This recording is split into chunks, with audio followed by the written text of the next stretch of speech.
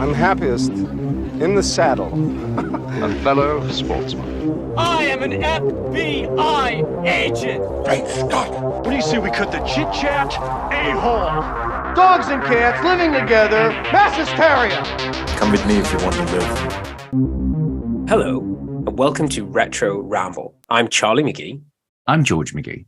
And this time, dear listeners, we are traveling back to 1987 to review another cult classic. I was going to say to George, it's a Spielberg film, but in fact, it's brought to us by Joe Dante, and it is Innerspace. It is indeed. So it's a Spielberg production. Obviously, he had his fingerprints over many films in the 80s, many 80s classics, and this is one of them. Yeah, and it does, in terms of a finish is what I call it, the Spielberg effect, the Spielberg finish.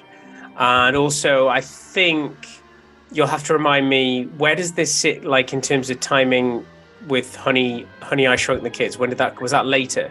Honey, I Shrunk the Kids is, I think, the following year. I think that's 88. Yeah. And Honey, I Blew Everyone? No, sorry, that's another film entirely. That's something very different. Okay, no, so for me, this takes the mantle for an amazing miniature type film. So we're going to go to some crazy late 80s places. We've got Meg Ryan. We've got, is it Dennis Quaid? Douglas Quaid? Quaid. No, Douglas Quaid. The reactor. That's the wrong Quaid. Dennis Quaid. And of course, there are some connections to Total Recall that I'm going to pull out. So look forward to that. And of course, Martin Short, the lovely Martin Short. So sit back, and if you've not listened to Retro Ramble before, this is our 101st or maybe 102nd episode. 102nd. We are 5 years strong. Please go back and check out some of our other episodes. But if you've not listened before, here's George with a quick recap on some general housekeeping. So we are an independent film podcast. Charlie and I are brothers. The point of this podcast is Charlie and I reminiscing, looking back at the films that we grew up with, seeing how these films still hold up. You know, have they aged well? Have they aged poorly? What made the film so great? How do they come together in the first place? Have they been remade, rebooted, spun off into a Netflix series? So we're going to go into these films in detail. There will be spoilers from the very off. There may also be some bad impressions and some colourful language, so be careful if you're listening to this in public. Yeah, and some childish humour. We watched the majority of these films when we were young, and I think our reaction remains to this day. So no offence intended. If you saw these films at an older age than us and you had a maturer response, don't look down on us if we make light of it. It comes from a good place. Yeah, a place of love. So, without further ado, are we queuing up the trailer? Are we gonna drop that into this intro? We will drop it in.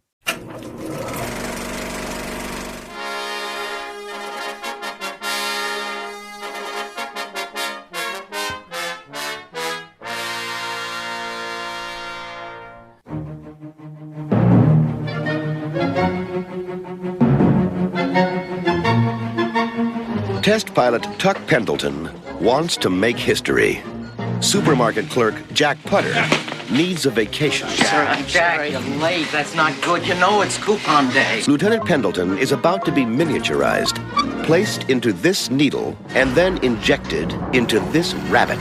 Rock and roll. But something went wrong, and Tuck's about to get a new destination. Inside Jack Putter. I'm in a man. Hello, can you hear me? I'm possessed! Now, Jack's got twice the problems, How you doing, Jack? but he's double the man. With Tuck on his side, Kicking more accounts! in his gut, and on his case. You're not gonna back groceries all your life, are you, Jack? And only 24 hours left for Jack to get out of danger, so that Tuck can get out of Jack. Dennis Quaid, Martin Short. Give yourself a shot of adventure. Innerspace.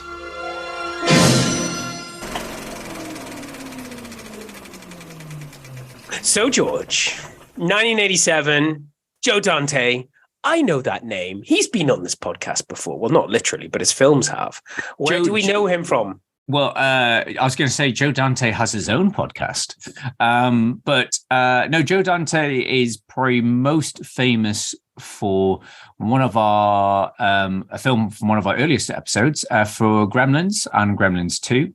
He did Small Soldiers, and he did The Howling, which was one of his. We mentioned briefly when we were covering American Werewolf, because it was a competing werewolf movie. So I think his beginnings were in horror, and then he moved into more sort of wacky, cartoony, more playful stuff.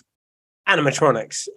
With thank God, because those films you mentioned are right up there. Oh, and he also did there's another cult classic that we've got on our list, and I think a few people have requested, but we haven't covered yet. The Burbs. He followed this up with The Burbs. It's funny you mentioning those films, because that's where that guy who's in this film is from, and that's where that guy from this film he is loyal. He is quite renowned for using the same people crop up in his films. But this doesn't start with Joe Dante. So this came out in 1987. This starts in the early 1980s.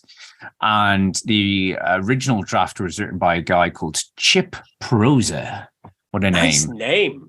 Nice name. And it started off as a serious spy movie originally. Okay. And it was picked up by a producing partnership, Peter Guber and John Peters. And we've covered them before because they produced and made a lot of money on the original Batman, 1989, Tim Burton's Batman. And they also did the same year one of our more famous episodes, Tango and Cash. Printing money, brother. They were just imagine 89 for them. Woo! To do Batman and then Tango and Cash. Exactly. We could do anything. So they were at Universal at the time, and I say they had the option on the original script, and Peter Guber even showed it to Joe Dante, who was working at Universal at the time, and Joe Dante wasn't interested in a serious spy movie, and he also said there's quite a famous film from the 60s, Fantastic Voyage, where a crew are shrunk down and put into, I think, the president's body and have to save the president. There's some sort of, I think the president's been given a lethal poison, and the only way to cure him is shrinking down a team to extract the poison or something. I love it. The simplest way to apart from an antidote, exactly. The simplest way is to take a team of people, invent miniaturization.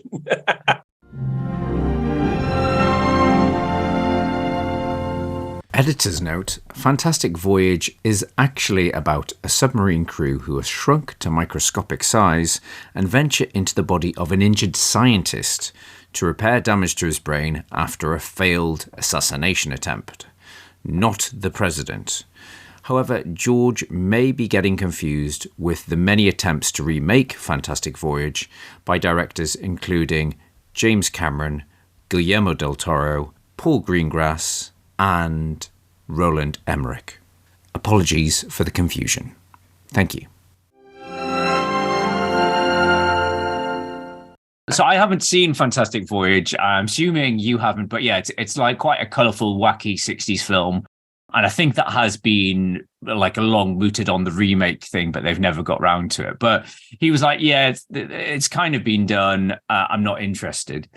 A few years later, Peter Guber then gets a guy called Jeffrey Boehm to rewrite the script. And Jeffrey Boehm's name's come up on our podcast before.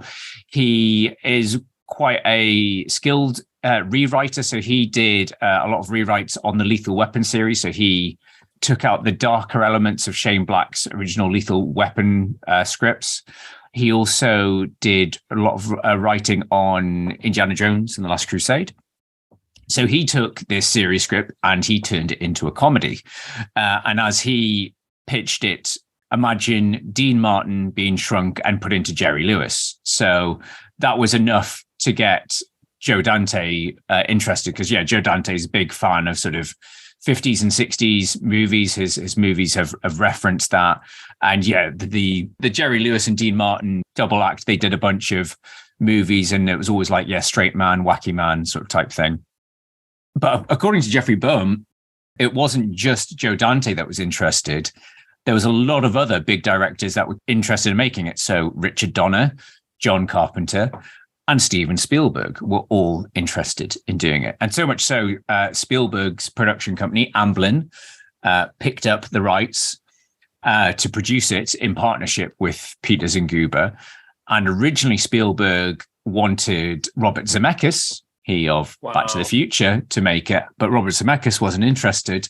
So obviously Spielberg and Joe Dante had worked together on Gremlins, so he passed it over back to Joe Dante.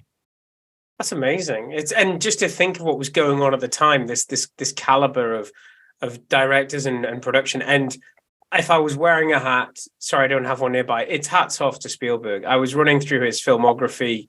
You know, it starts slow, but then from Jaws onwards, it's just like bam, bam, bam, bam. Every single film.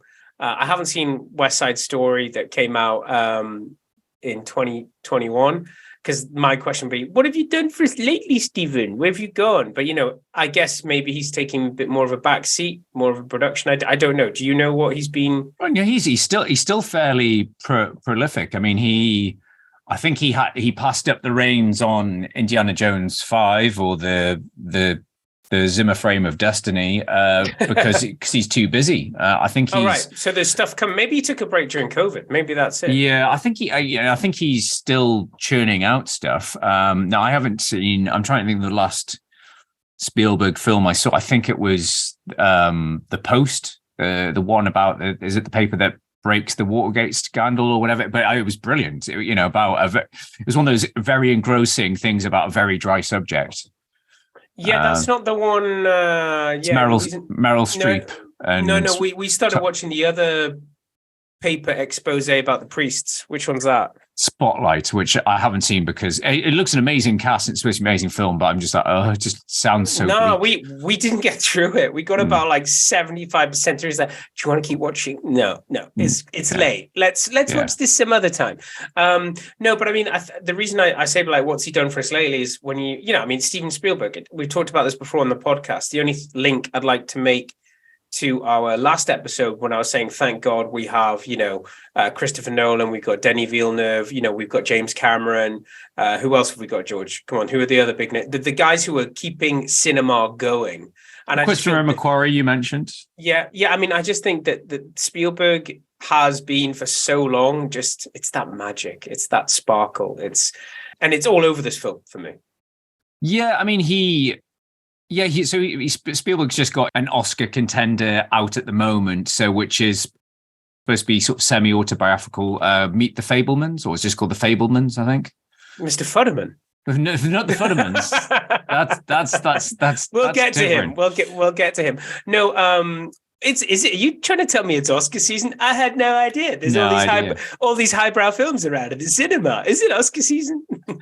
But yes, you're right. Getting back to he was a very busy man in the 80s when he wasn't knocking out hit after hit. He was, he was ushering in a sort of giving other people a leg up and giving them a lot of creative freedom.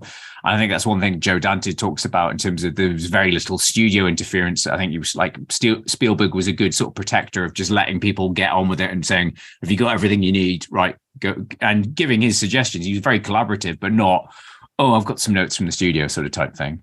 And am I right thinking he did something similar with J.J. Abrams? Did they work together? Yeah. I mean, obviously J.J. Abrams, was a massive, grew up with Spielberg and was massively aping his style. But I think, they sort of did a few partnerships of working together. And even Spielberg spent some time, he produced a few Michael Bay movies. So obviously Transformers, I think the first Transformers is a Spielberg production.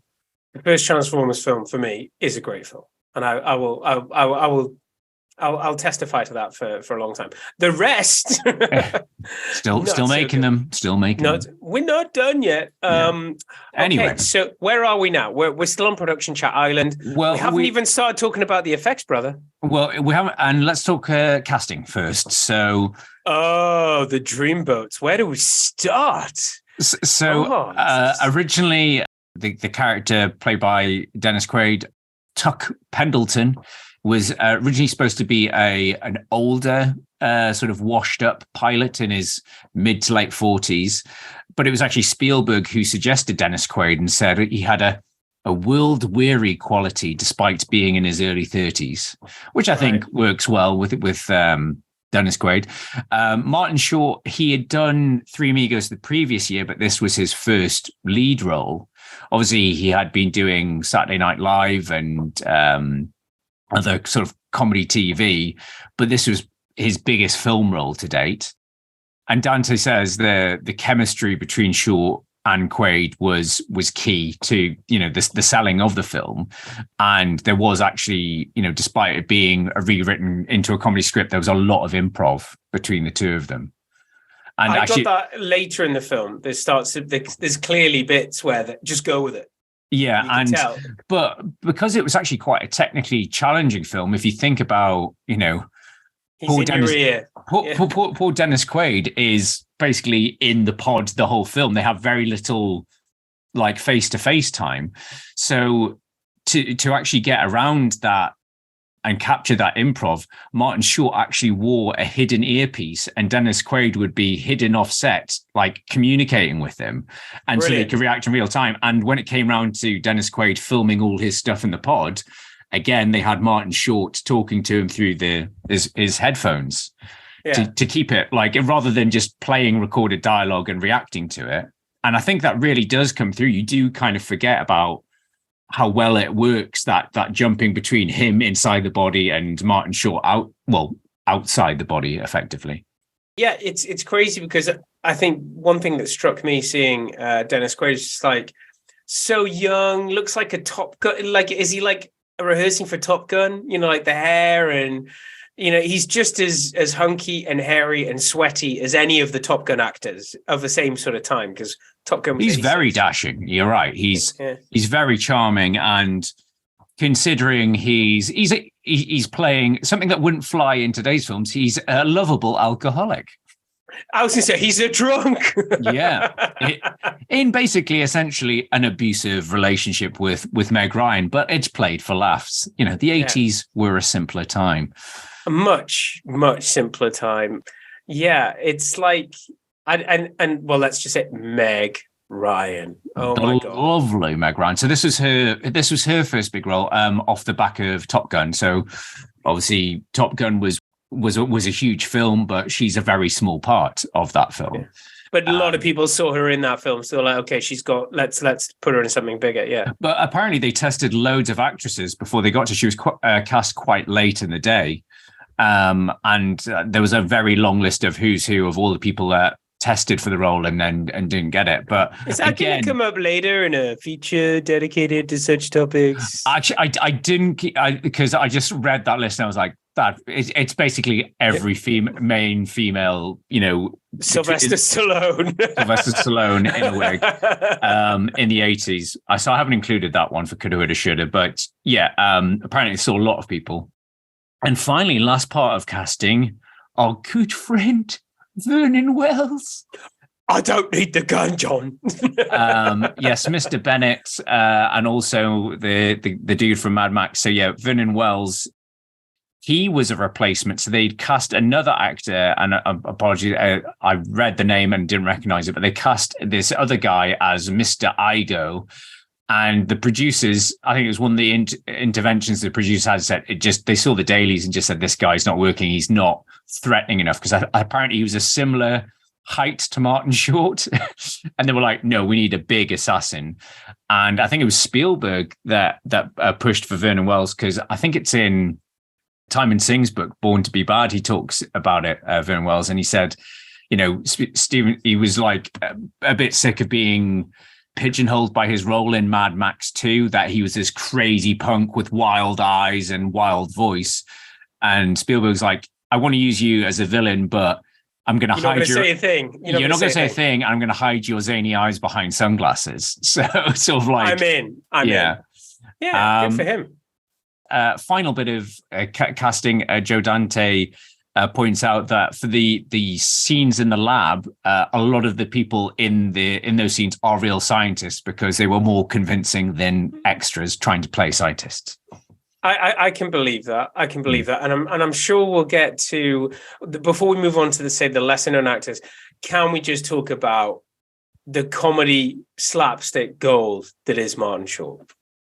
Martin Short he's amazing. He should be treasured. He should be protected at all costs. I think I said in our review of 2022, my wife and I have been watching Only Murders. Oh, he's amazing. Only Murders in the Building. He is well, obviously the Steve Martin, but him and Martin together are the reason you watch that show. Yeah, and you forget how funny they can be. And I've actually gone back and watched some of Martin Short's sketches. Like he has this recurring celebrity interview. I think he's called like Jimmy Glick or something, and he's in this fat suit and he's just really obnoxious to all. I've seen it. It's amazing. Yeah, and there's like a 20-minute montage I was watching, and he's just like horrible to all these people, but he's hilarious. I've seen it. I think he interviews somebody like Jennifer Aniston or somebody similar. Oh, he interviews loads of people, and it's just them all just trying to not like break. They're just all breaking down laughing because he's just so horrible. It reminds me of the sort of the Mick Hucknall from Bo Selector, because he's almost like touching them, you know. Yeah. But yeah, he's brilliant in this. He's all over the place. For me, nobody could have done this role as well as he does. The way he's throwing himself about and behaving as if his body he's not in control of his own body. I think it's amazing casting for me. And apparently, he again, Joe Dante reveals that he one thing that Martin Short did, he kept insisting on doing more takes. Like he was like, no, I want to try something else out. Keep going, and he would be literally. Joe Dante said that Martin Short would be on his knees doing his best Katharine Hepburn impression, saying, "Please, Joe, I need more takes." He was determined just keep working in it and trying things out. And they said some scenes were originally very static, but slowly, like Martin Short would, like that scene in the doctor's office where he's knocking everything left, right, and center because he's so nervous. That all just came from Martin Short improvising. But yeah, I almost feel like, I mean, you said to me when you were watching this, what happened to Dennis Quaid? Why didn't we see him in more stuff? Because there was like the Day After Tomorrow and this. What was I looked through his IMDb and he's been busy, and he was really busy in the noughties. There was Day After Tomorrow. There was like Vantage Point, Pandora. I mean, he kept himself in steady work, but it just feels like he should have had more proper leading roles. I don't know if he just made some bad choices, because when I think of Dennis Quaid, I think of gruff, no nonsense. But in this, he's really charming, and yeah, he plays the comedy really, really well. You've heard this come up in recent years where normally it's women who are like saying that, well, we're looked over. You get to a certain age, we're not good looking enough, they look below. But obviously, it doesn't happen. It happens to a lesser extent to men, but there's only so many leading role parts. I think that's probably what happened to him. You know, like he's been around at the same. He's of a similar age. Think of the actors. He's a Kevin Costner, isn't he? Really? Yeah, exactly. He's against those sort of actors, and there's only so many films coming out that can take him. So glad to see he stayed busy. Really enjoyed him in this. Should we talk about the other Joe Dante favorites? Yes. Damn Futtermans and Martin Short's boss from So I've got this down. That's the Blues Brothers. That's why I've put in my notes that I really do enjoy revisiting this film. I watched it actually a couple of years ago, and I forgot how like charming it is, how funny. Obviously, you've got the core trio of Quaid, Short, the threesome.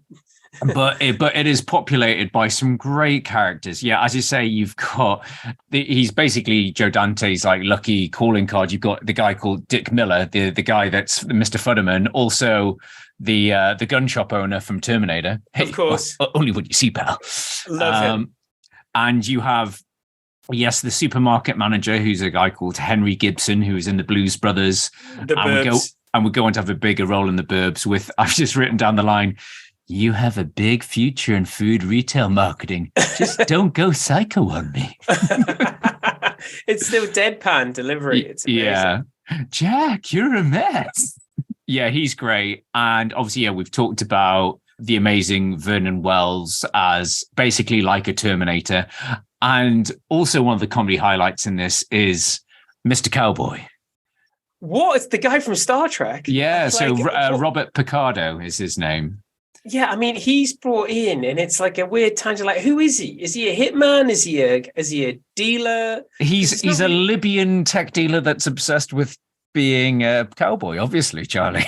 And yeah, but I mean, I was reaching, maybe I took a break, but like, how did Meg Ryan know who he was, knew he was coming into town? Is that because she's an investigative? She's an investigative journalist reporter. She's a Lois Lane when the plot needs her. Yeah, exactly. I did like him. But I think he's great. I mean, and that whole... wow, yeah, the face changing scene thing that they do. So that is, something we want to talk about. So you said about the special effects. So there's some amazing special effects in this. There's the stuff that you and I always bang on about. There's some great use of miniatures. Our friends at Lucas's place, ILM, did all the special effects for the pod stuff and the inner body stuff. So I think for the like fat cells, they were like balls of jelly or jello. And apparently, Fantastic Voyage is a very colorful, sort of wacky, psychedelic 60s film inside the body.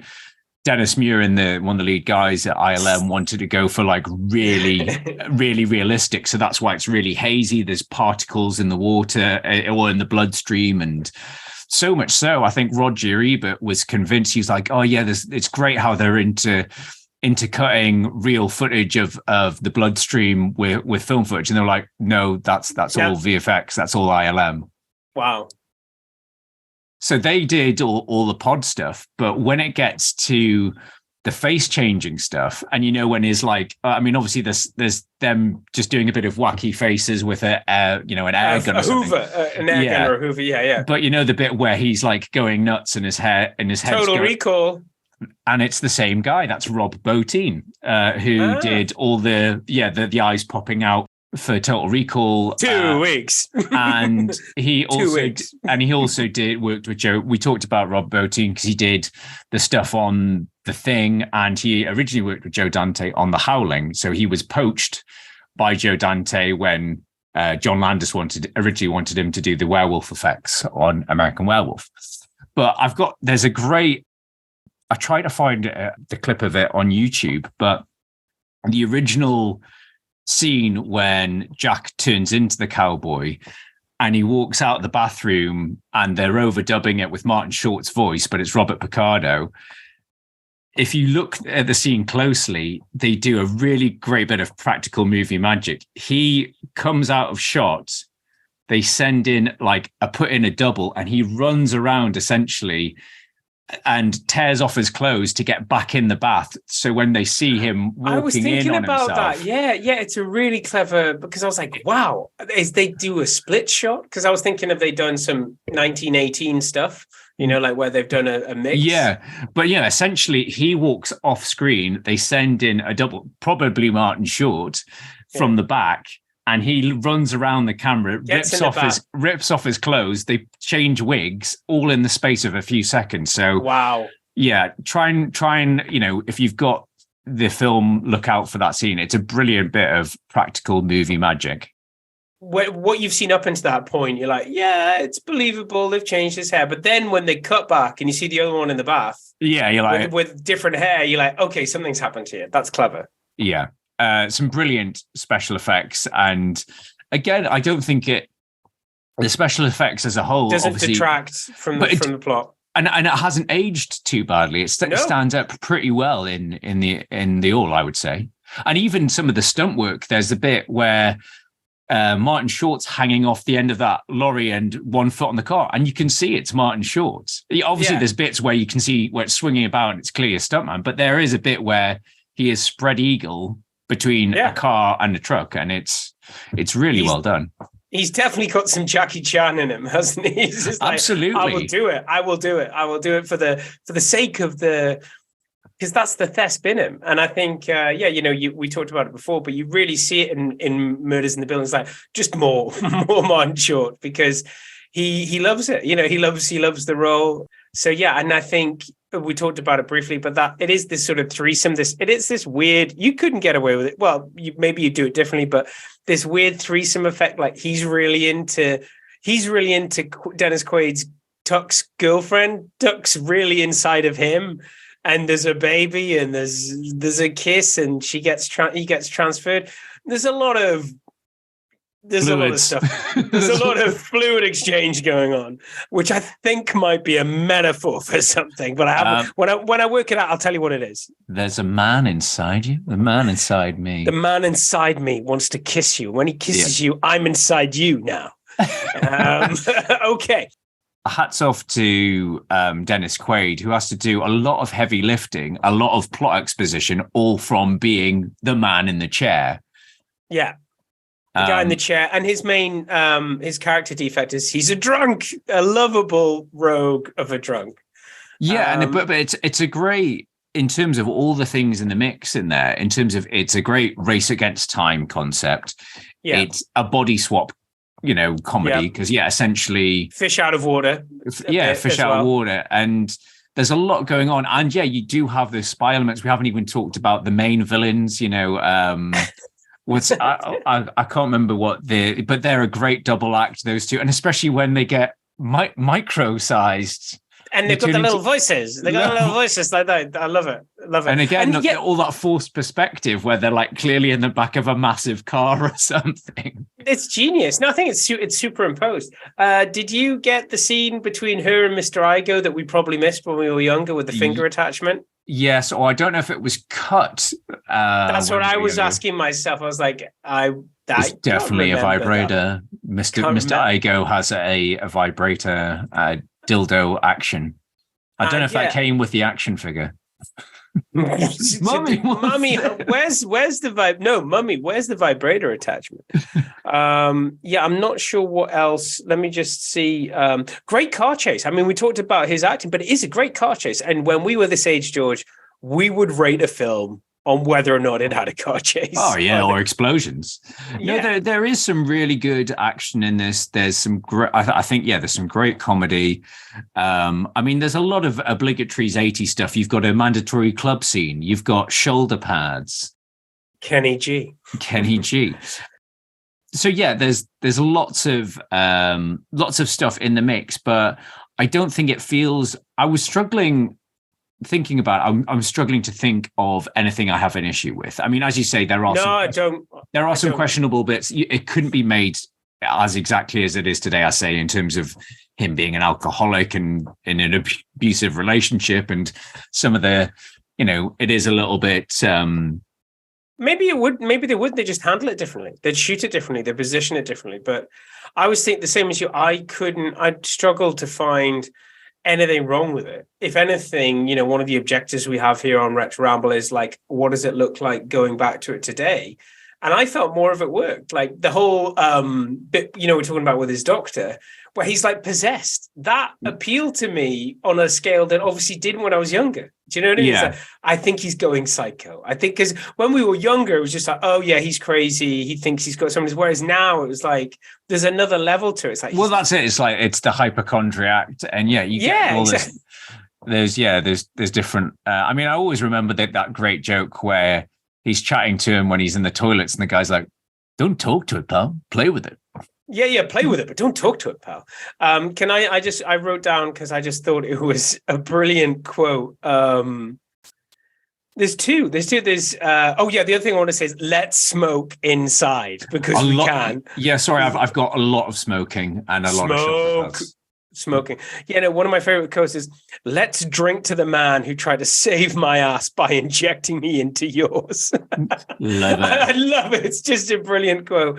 And these are both from Dennis Quaid. And it's like, when things are at their darkest, it takes a brave man to sit back and party. Nice.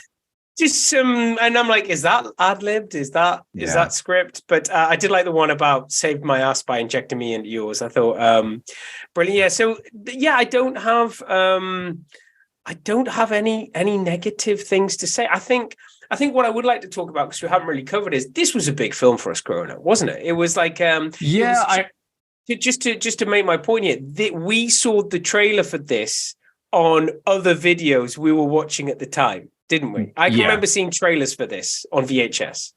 Yeah, I remember James Glendenning and I like always banging on about the music in it. Obviously, you've got a lot of Sam Cooke in. Is it Cook or Cookie? I can't remember. It's Sam Cooke. Yeah, you don't pronounce the. He is silent. But yeah, it's got some great music in it, and I remember that whole scene where Martin Short's drunk dancing around Dennis Quaid's apartment. I remember like loving that as a kid because it's just so zany and off the wall. Good buddy moment. Yeah. And yeah, I remember us really enjoying it. And as you say, there's a lot of stuff that probably went over our heads, but there's loads there for like, it is a great family film. And again, what, Spielberg was so good at, those elements of magic that would appeal to a whole audience, in terms of you've got action, spectacle, comedy, romance, wonder, and it's all wrapped together, and it all works together really nicely. And like any other family film, you've got at least a handful of shits in there. Yeah, absolutely. But no, I think I think for me, I remember this was a big deal. I just remember the trailer, because the trailer had the voiceover guy, and it was like, Tuck Pendleton never made it into space. He trained, but never made it. He's going to do something crazy. And it was nuts. It was like, he's going to go super small. And we hadn't had really anything else like that. I remember some really weird film about some woman getting shrunk down, late 70s. Well, yeah, I'd say there's obviously it's one of those classic stories, sci-fi stories. There's The Incredible Shrinking Man. And yeah, I say Fantastic Voyage. There's quite a few sci-fi stories, but in terms of from the comedy aspect, I think that was the fresh spin on it. But you say, it being a big hit with us, ironically, it was a bit of a box office dud, because Joe Dante said that it was marketing that fumbled it. So it was a huge success in the test screenings, and the studio were like, "Oh, this film's going to do great." And he said, "But if you look at the original poster, and if you go on IMDb, it's just a finger and a thumb holding the pod. It doesn't really tell you anything about the film. It doesn't tell you it's a comedy." And he said they redid a poster, and they tried to like remarket it but by that point the damage was done. So I think it was made for about 25 million, and it made about 42 million at the box office. So what, usually they say double the production, but to include marketing, but it became a huge hit on video. I was going to say, and I think that's why it resonates with us. Yeah. I think that's why it was a big film for us. I would have been too young to see it. We were both. I think we were both too young to see a film like this at the cinema. But I think that's it. I think I remember seeing it as a trailer on VHS, and then watching it on VHS and rewatching it. But for me, this, because it's the Spielberg effect, and later on, a few years, I said, "Oh, it's the guy from Commando." But I remember being quite. There are some scary elements. Scary, I remember that bit with Mr. Iger when they send him in, and again, it's that brilliant action sci-fi spectacles. Like the bad guys have got the tech, and it's better and badder and sleeker and stuff like that. And yeah, when they send him in with the clippy claws, and he finally takes off his glasses, and you see those crazy eyes. Yeah, that did used to freak me out. Well, I also think that watching it again today, because I just watched Tenet again recently, and I don't know, I'm seeing when the terrorists take over the lab and they've got the fire extinguisher. Yeah, I was like, this is like Nolan. This is like 80s answer to Christopher Nolan. Like terrorists are just gassing everybody coming in, like precise, absolute precision.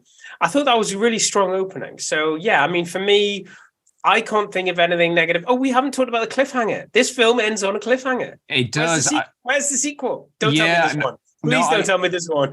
No, there's someone's made there's a Spanish fan movie that was made that's about like 18 minutes long, and the only thing Senor Pendleton. Yeah, Pendleton. But yeah, and I think maybe because it was that cinematic flop that it never got. It does end on, and I always remember as a kid it ending on a cliffhanger. And I think Dennis Quaid said in an interview a couple of years ago, someone said, "Oh, are you going to have an Innerspace reunion anytime soon?" And he said, "Oh, watch this space." But as of yet, nothing has happened.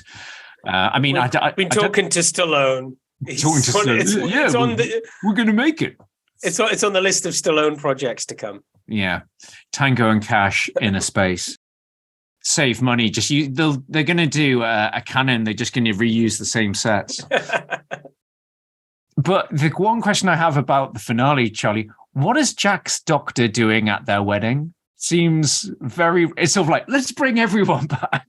Do you remember this guy? Yeah, but we need to fill up. I think it's one of those things you probably will have seen in other films. When there's stuff like that at a wedding, they need to fill it up. And it gives that sort of cathartic release for Jack is he's cured. And you're not insane, Jack. You're a secret agent now. Yeah, and I love. We talked about Wendy, the girl from the supermarket. She's brilliant. Yeah, good acting from her. Yeah, I mean, I've slept with everyone else in the supermarket, but you're the one I really like. I know. And she's chain smoking. Yeah, that's crazy. Yeah, and like there are some things that they skate over very quickly that are so 80s, but so great. There's a few other things I've got in my notes. So 2 80s things. One's very Spielberg-y, and it's the robotic arms. That always reminds me of you think of Back to the Future and Gremlins as well. Microchips, big in the 80s. Really big. And the PIM thing, which is really just a sprocket or a bolt, but they sprayed it red. That's what I'm talking about, the microchips. I do like how they actually do take the piss in this film, where at the beginning you watch the robot do it, and then in the end the guy just like picks it up and just shoves it in. Yeah. And we also need a nod to the fabulous Jerry Goldsmith and the soundtrack, which again sounds, I've put proto Total Recall. There are bits that sound a little bit Yeah. Is there any coulda, woulda, shoulda? There are. So I say I've left off the one that literally had every leading actress in the 80s down for the Meg Ryan role. But there's some interesting ones for the role of Jack, Martin Short's character. Your scientists were so preoccupied with whether or not they could, they didn't stop to think if they should. So Robin Williams. Wow. That could have been where would he have stole the show more than Martin Short? Probably. I'm wondering whether this one was from when it was a serious script, because Mel Gibson, I think that was probably when it was a serious spy thriller, because Mad Mel, whilst he'd done Mad Max, he hadn't done Lethal Weapon at this point. And obviously Mel did a bit more comedy stuff a bit later on. I think Mel Gibson was still sort of fairly serious then and not very racist. And finally, the only other person that I think would be great, who would ironically go on to be in a small movie, Rick Moranis. Yeah, I was trying to think of what's the other small movie. The Honey. But obviously Rick Moranis isn't shrunk until Honey, We Shrunk Ourselves. But based on Rick Moranis's zany energy in Ghostbusters, I think he'd be very good. I think he definitely could have worked, but let's not take anything away from Martin Short. But that is interesting. But they didn't think there was nobody else in terms of the vehicle. It was a Dennis Quaid vehicle. Yeah, what you were saying earlier on. Yeah. So I think both Dennis Quaid and Martin Short were cast fairly early on, and it was like they could see the chemistry that those two had together, and they're like, yeah, this is going to work. And then they needed the third part of the trinity, they needed an actress that would work with those two. So I think that's why it took a long time to find the right actress with the right amount of comedy spark, not just a pretty face, which Meg Ryan was brilliant at. She was gorgeous and was a very talented comedy actress. And obviously we have to talk about that Meg Ryan and Dennis Quaid, got together. We're an item for about 15 years, I think, after this.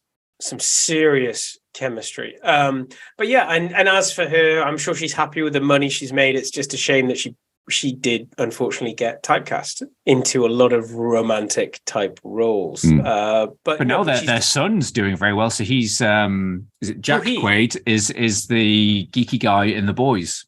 Is it Huey? Oh, why? Oh, right. Oh my god. So yeah, their son is doing well for himself.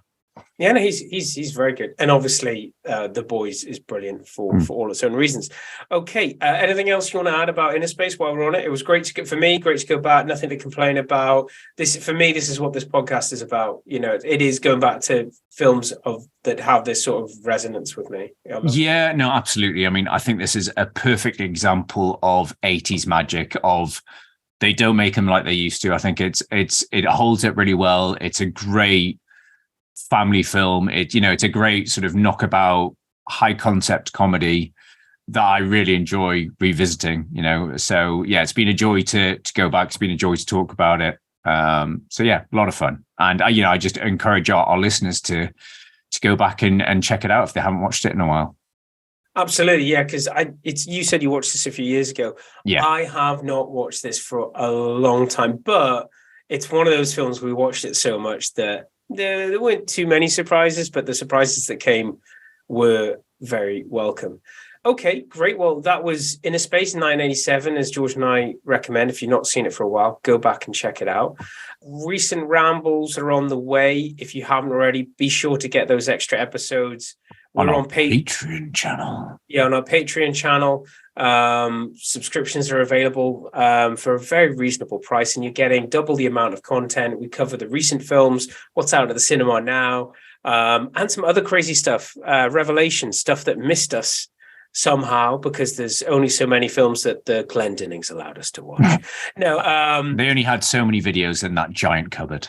It was a different time. Not like the analysis paralysis that can happen with all of the streaming services available. So anything else to mention, George? They can get us on, obviously check out the blog for everything else, retroramble.blog, social media channels. Am I forgetting anything? I mean, I think we just goes out saying is that, yeah, we are a little independent podcast. So a miniature podcast. But yeah, if you do enjoy this podcast, please spread the word. It means a lot to Charlie and I, and I think all the main social channels, we haven't degraded ourselves on TikTok yet. But it's probably only around the corner before we start up a TikTok channel. If you've got any thoughts, suggestions, leave us a review. Any film suggestions, get in touch, let us know. Excellent. Can we share what might be coming up next? Yes, something that we've had, I've wanted to put on the schedule for a long time because it's a big fat slice of cheese. We're going to do Armageddon. Oh my God. Aerosmith! I don't want to miss a thing. So, yes. I don't want to say goodbye, but it's the end of the podcast. Oh my God. Don't want to close my eyes. So, yes, a Michael Bay joint. Michael Bay at his biggest. No, he went bigger, but I don't know. Destroying the World is pretty big for Michael Bay. Why didn't you just train astronauts to drill? Sorry. Shut up, Ben. Shut up, Ben. Okay. Oh my God, that's gonna be fun. So I'm looking forward to revisiting Armageddon. I haven't watched that in a long while. I think I'm gonna have a few beers, a stiff drink, perhaps. Some serious mayhem on the way, ladies and gentlemen. Okay, that is brilliant. It's been great to cover Innerspace. Thank you for listening. Great to speak to you, brother, and looking forward to the next one. So for this episode, I've been Charlie McGee. I've been George McGee. And we'll see you next time. Bye-bye. Bye-bye.